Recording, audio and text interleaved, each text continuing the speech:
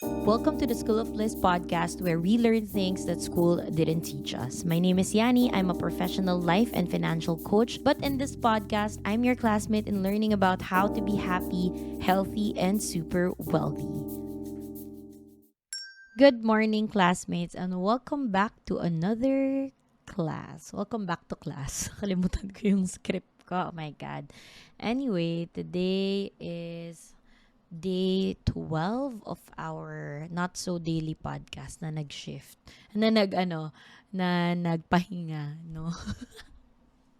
Sorry na. Anyway, ito na nga, ikukwento ko na nga bakit ba ako nawala for a while. Well, life happened. That's it.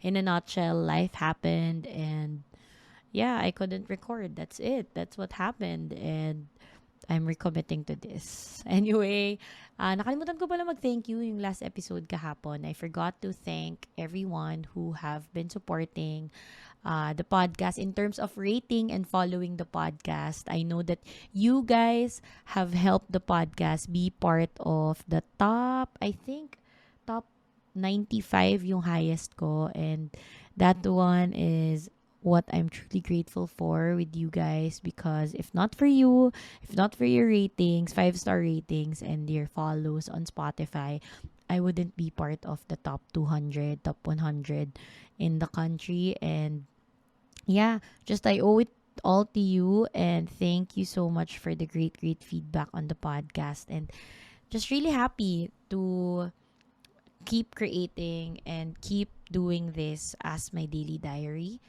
Kaya ngayon, no, our topic for today is something that I always know, but never really know how to apply it in my life until Alec put a flashlight on it last week. And that's when I realized that, oh, okay, we can work on this, no? So, yeah, I just want to share asan ba ako. So, the past 2 weeks have been crazy. Well, end of month is really crazy for our business. But what's crazier is the things happening in my life. Ang dami talaga, guys. I'm really thankful na ang daming nangyayari kasi ang pangit naman pag wala, no? Sabi nga ni Will Dasovich, drama is good for the vlog. And this is not a vlog. This is life in reality. And, nakaisip ako bigla ng title sa YouTube ko. Wait lang. Okay. So, this is actually not a vlog. This is reality. And the reality is we are being faced with a lot of challenges all the time. And it's just up to us to really identify what types of problems they are. And I wish this was taught in high school or in college so that when it's time for reality to show us what life really is, we can handle it easily. So, ito yung flashlight sa akin ni Alec, which is identifying the good and the bad problem. And if you have bad problems, it's shifting to, okay, paano ko ba to gawing good problem, no? So, since like I said, I was faced with a lot of challenges the past 2 weeks. And when he said this, that's when I automatically shifted. Because good problems are, explain ko muna, no? Good problems are positive challenges that can help us grow, can help us learn, can help us develop our personalities. Meanwhile, bad problems are usually the negative challenges that creates fear, doubt, worry inside of us, that feels difficult, that feels like a setback, or ang daming rainy day circumstances, unexpected, that comes in our life. And so, ano yung sinasabi ni Alec na shift or pagandahin natin yung problema mo. So, may problema ka na din naman, mas magandang pagandahin mo na, no? So, for example, ibig sabihin nun, for example, one of the problems that really arose last week is that I was sick. I was sick Thursday, Friday. I was literally just in bed na may sakit ako, na hindi ako makabangon. I had diarrhea. I had fever. I thought it was dengue, or COVID, worse. And I had this problem, no? Sabi ko, oh my God, ano ba yan? Lagi na lang ako. Sakitin kasi ako, guys. If you might not know. Sakitin ako. Actually, recently, nabasa ko na it's about PCOS. Pero, sakitin talaga ako ever since bata ako. And, di nagre-reklamo ako kay Alec. Parang sabi ko na, ba yan, may sakit na naman ako. Ang hirap naman na ito yung na may sakit na naman ako, no? And ito yung reality ko na lagi ako nagkakasakit. And he said, pagandahin natin yung problema mo, 'di ba? Problema naman na may sakit ka naman na talaga. Reality is meron ka naman talagang problema. And paano yung pagandahin, no? Parang ano ba yan? Natutulog lang ako all day. Nakahiga lang ako all day with aircon. Parang that automatically made me shift my perspective on my reality. No, not neglecting the fact that yes, I was very sick, but it was shifting my perspective around my current challenge. And if there's one word that I want to teach you guys, it's the word reframe. Reframe here means looking at the problem in a different angle, looking at a problem in a new perspective that will allow you to shift from looking at it too negatively or coming from a space of fear, doubt, worry to faith, hope, love to this is actually a good way for me to grow myself. So you can when you start to reframe your mindset, you can easily transform the way you would approach and navigate your problems. Most often than not, no, we're stuck in the drama of I'm so stressed, I'm so busy, or bakit ang dami kong problema, no? Okay, bakit ba to? Ito yung problema ko. And I really caught myself a lot of times complaining about all my problems, but not fast. I couldn't shift as fast because I couldn't reframe. But the moment I changed the angle of how I look at things or circumstances that's happening to me, to okay, how can I make this an opportunity for me to grow? How can I make this an opportunity to develop myself? It's really embracing the growth mindset. And I know it's hard, no? Hindi mo magpapaka-plastic. Ang hirap talaga that when you're faced with challenges, how can I embrace growth mindset when, this feels like a dead end for me, or I'm so sick and I couldn't do anything. I can't even move. How can I have that growth mindset, no? But knowing that when we go through challenges, we can learn. And one thing that I really love asking myself is, what am I learning about this experience? Or how can I grow from this experience? And when I step into that mindset na, okay, this is given to me because I need to learn something from this, then I just get all the knowledge. Just get all the info that I can get and learn from that experience, and then shift and then move forward. That's how you really reframe eh. And parang for example, being in the sales business, you would always get a lot of no's. And ako naniniwala ako that when you have for every no is a step closer to your big yes. So every time I would get a no, before I would cry, I would feel ashamed, I will feel that I'm not good enough or that I'm not smart. That's why, I am being rejected by people.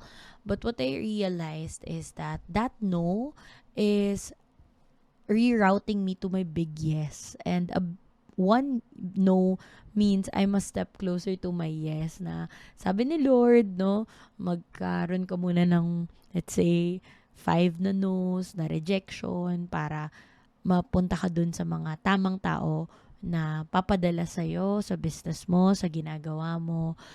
And minsan, diba, it's also in relationships that when you get rejected, or you get a no from people, let's say people you like, and I've been rejected many times kasi napaka-honest ko talaga. If I like you, I just tell you I like you.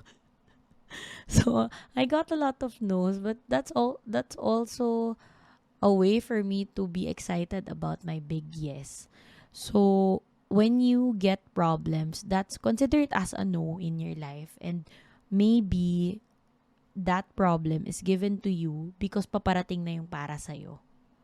No, so whether that's a rejection, let's say it's a problem because you got rejected to this opportunity, like a job posting, let's say, nag-apply ka, tapos di ka natanggap, pero kailangan mo na ng work. Ang problema naman talaga is, di ka natanggap, wala ka pang work, 'di ba? Pero pagandahin mo rin yung problema na, thank you, hindi mo ko dinala dyan, baka kasi hindi yan yung meant for me. Baka may opportunity out there waiting to match with me, or match me, ganun. 'Di ba? So, it's reframing that mindset. And also, I believe that problems will always show up to us until we learn the lesson. So, if, for example, ano ba? For example, you get triggered by, ano ba magandang example for this? For example na lang, yung mga babaeng sinasaktan, for example, or yung mga naloloko ng boyfriend, ganyan. Naloloko sila sa relationship. If you don't learn the lesson from that relationship, yung next relationship mo, lolokohin ka lang din. That's why it's important to get the lesson from every experience, no matter how bad it is, especially when it's too negative, no? It's calling for us to learn. It's calling for us to learn from that experience. Feeling ko nga parang itong si Alec, parang sobrang dami niyang pinagdaanan in life, and sabi niya, bakit naman Lord, parang lahat pinadaan mo na sa akin, no?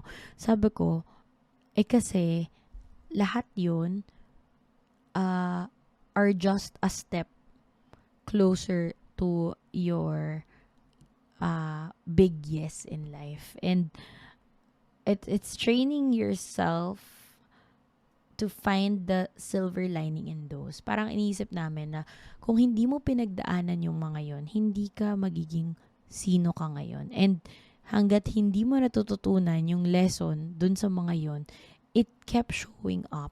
Like, in terms of finances, he got scammed, nabaon siya sa credit card, nabaon din siya sa utang, and it will always show up until he learned his lesson. When he learned his lesson about money, that's when he could pay all the utang, and that's when he could pay all the debts, and he could pay all the loans, no, and the credit card, and it never showed up again, or slowly rebuilding his finances. But that's because he learned his lesson. And if we don't learn our lesson, we'll be stuck in the same scenario na, bakit ito na naman? Bakit ito na naman? If you feel that you're going through the same problems all the time, maybe you're not realizing yet the lesson from that problem. That's why it keeps showing up.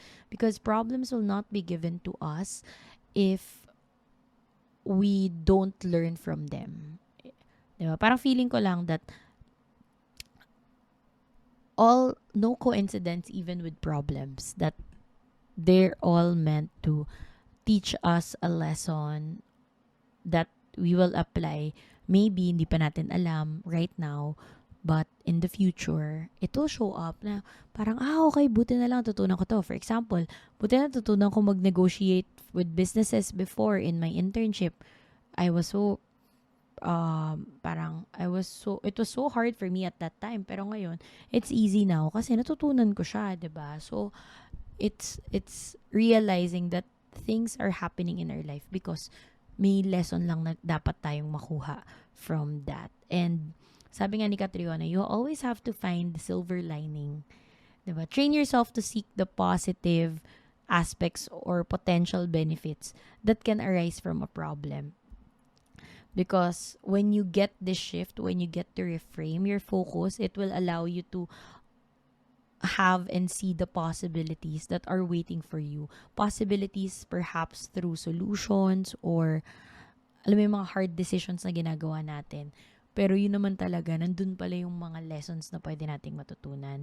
And one of the best ways to really reframe is to practice gratitude. And balik pa rin tayo dito, no? Lagi ko yan sinasabi, siguro sa lahat ng episodes, simula siguro season 1, tinuturo ko na that you gotta go back to always, always, always, always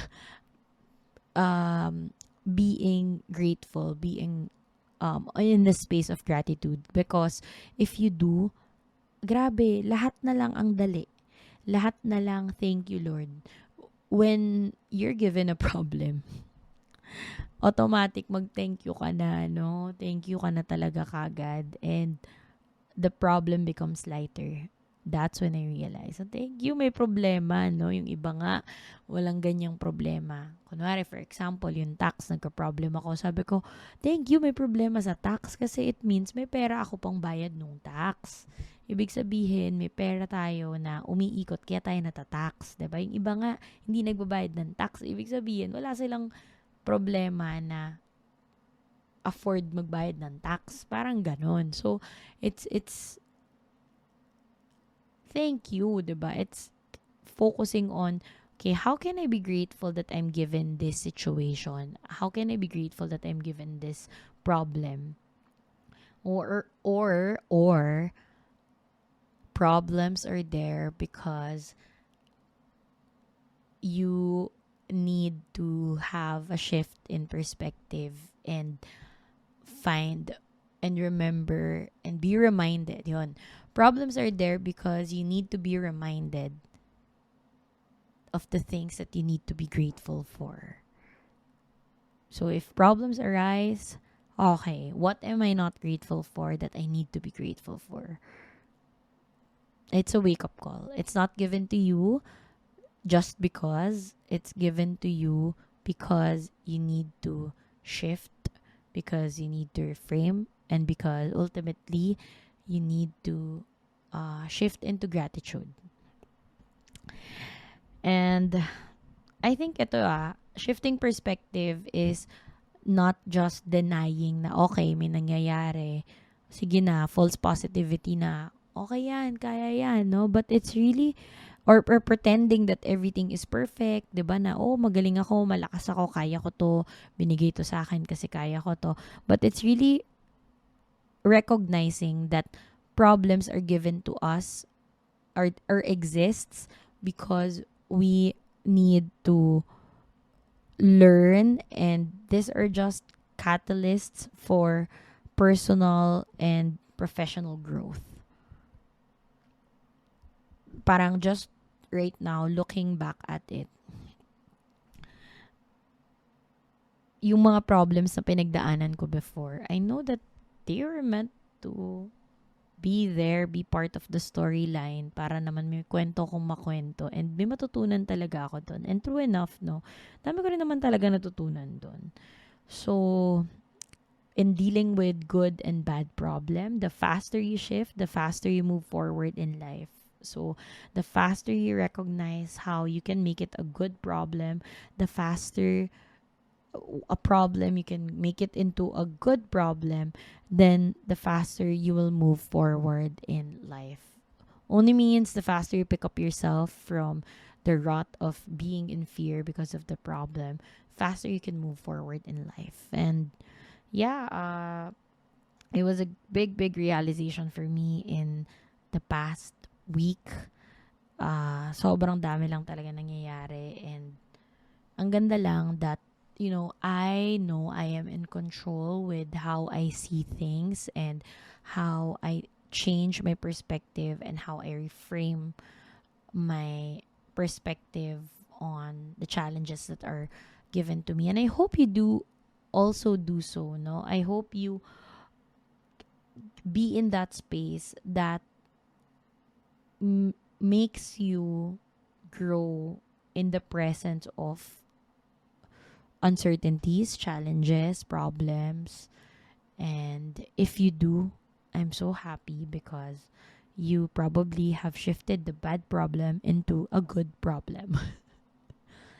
And yeah, just sharing what I learned from the Joa the past week, and hopefully that you also learned something from this. And if you do, go ahead, check out tag me on my Instagram, on Instagram stories. Again, that's my love language, ipapost ko yan. Send me a message, give this episode a thumbs up on YouTube. May YouTube channel po kami. Or rate this episode a 5-star and give us a follow kasi marami kayo matututunan dito sa podcast. And yeah, just give me a feedback on the episode. Also, wala pala akong makeup. Tamad kasi ako eh. Pero, okay na yan. Basta may episode. Let's power through. I hope you see more good days than bad days.